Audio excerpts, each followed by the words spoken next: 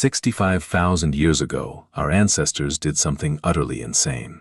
They stepped onto rickety bamboo rafts and hurled themselves straight into the deepest, most savage waters on the planet. No compass, no map, no hope of ever turning back. Below them, great white sharks circling just beneath the surface. Above them, tropical storms that could swallow everything whole in a matter of seconds. And ahead of them, nothing but endless ocean. Not a single sign of land. And yet they pushed forward anyway. Not one person, not 10. An entire group, an entire tribe, men, women, and children, all stepping down onto those crude, simple rafts together. And here's the part that keeps me up at night. They had no idea whether there was land on the other side. They were gambling the lives of their entire tribe on something completely invisible. Or did they find something greater than anyone could have ever imagined? The answer will change the way you see what human beings are truly capable of. To understand why this was so unbelievably insane, you need to see what the world looked like back then. Rewind 65,000 years.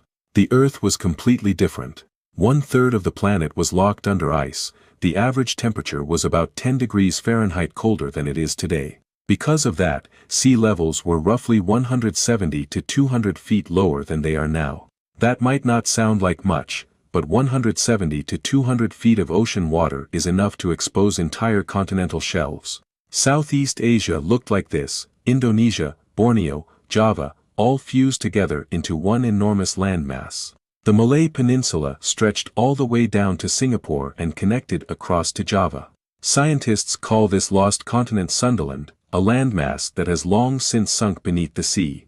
And to the south, Australia, Papua New Guinea, Tasmania, also merged into one. We call that ancient landmass Sahul. So, were Sundaland and Sahul connected? No. And that's the problem. No matter how low the water dropped, the sea between them never disappeared. Because between them lay an ocean trench, so deep it never ran dry. Science calls it the Wallace Line, the most famous biological boundary in the world. To the west of the Wallace Line, elephants, tigers, rhinos, orangutans. To the east, kangaroos, platypuses, wombats, marsupials. Two worlds completely divided, never once connected, in tens of millions of years. So, what was the shortest distance to cross? From one side to the other. Over 60 miles of open ocean. Heavy swells, powerful currents. 56 miles, sounds short. If you're sitting in a plane or a car, but on a bamboo raft, no engine, surrounded by open water and unforgiving elements. That is a perilous journey. And yet someone crossed it. 65,000 years ago. And they were not the primitive cave people you might be picturing. This is the thing most of us get completely wrong about ancient people. We picture them crouching in caves, clutching clubs, living a basic existence. And we assume they were pretty stupid. Wrong. Completely wrong. The brain of a person living 65,000 years ago was identical to yours right now. Same size, same structure, same capacity for thought. The only difference: they had no iPhone, no school, no textbooks, or anything else to accumulate and pass down knowledge across generations. But they had something most modern humans have lost entirely: elite survival skills. These people could read the stars for navigation with greater precision than our GPS systems today. They could read the wind, the waves, the color of the water, to know if land was near. They watched the direction of seabirds, because seabirds always fly toward land at dusk.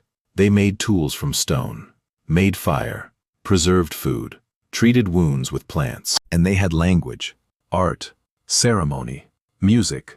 In terms of raw practical survival skills in nature, they were leagues ahead of most of us today. These people had set out from Africa roughly 70,000 years ago.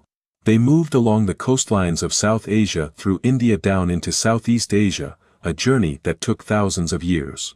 Scientists refer to this group as Australoid peoples, the direct ancestors of today's Aboriginal Australians. And when they stood on the shores of Sundaland, staring out at the dark water ahead, they believed something was out there. Why? Because they saw smoke rising from the horizon, a faint, distant signal, but enough to spark a wild, impossible idea. If there's smoke, there must be land. Now we get to the part I really want to tell you in detail. How did they actually do it? There are no written records, no images, no direct evidence of what they left behind on those rafts. But scientists have pieced the journey back together, and what they found commands nothing short of awe. First, the vessel. They used bamboo rafts or dugout canoes hollowed from the trunk of a massive tree, ropes made from forest vines, paddles carved from hardwood. Sounds primitive. Don't underestimate it. In the 1970s, a team of scientists rebuilt an ancient raft using the exact same materials and techniques from that era, and they actually crossed a comparable stretch of open water. The raft didn't break apart, it didn't capsize, it was far sturdier than anyone expected. Second, timing. They didn't just go, they calculated.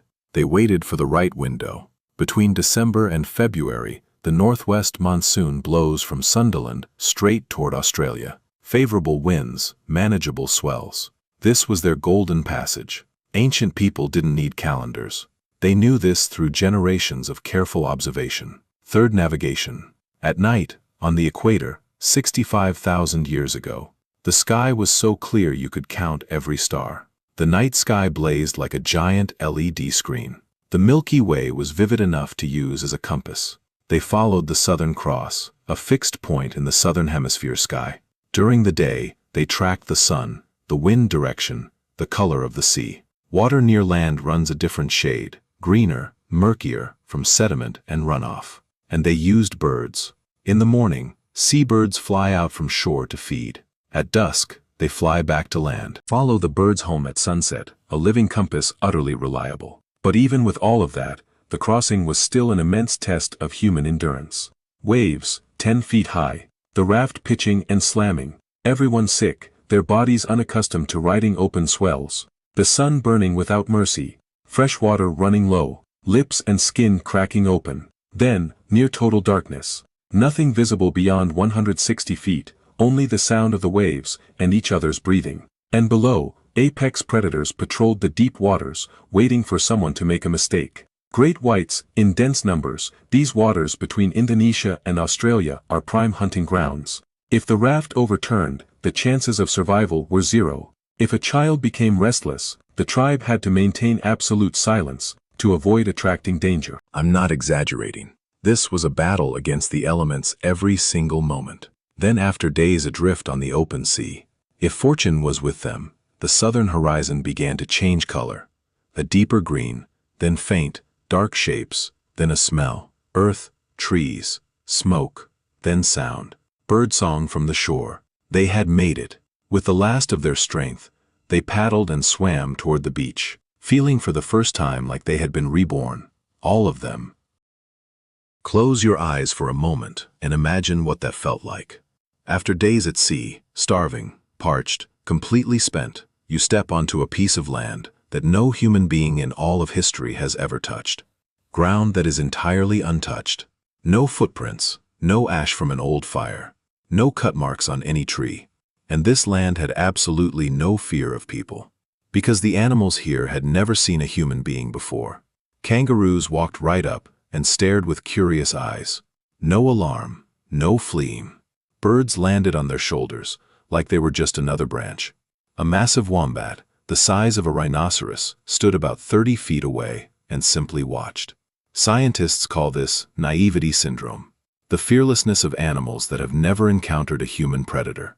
For people who had just survived hell on the open ocean, this was paradise. Food everywhere, fresh water cascading from nearby falls, and right in front of them the most extraordinary food source imaginable. Enormous creatures standing perfectly still. Procoptodon, a kangaroo, nearly 10 feet tall, weighing up to 500 pounds. Diprotodon, a wombat-like giant, far larger than a rhino, weighing up to 3 tons. Genyornis, a flightless bird, over 6.5 feet tall, weighing up to 530 pounds. Megalania, a monitor lizard, stretching up to 23 feet long. This was a world of actual prehistoric giants, and the first people to set foot here were its very first apex predators. So what became of all these giants?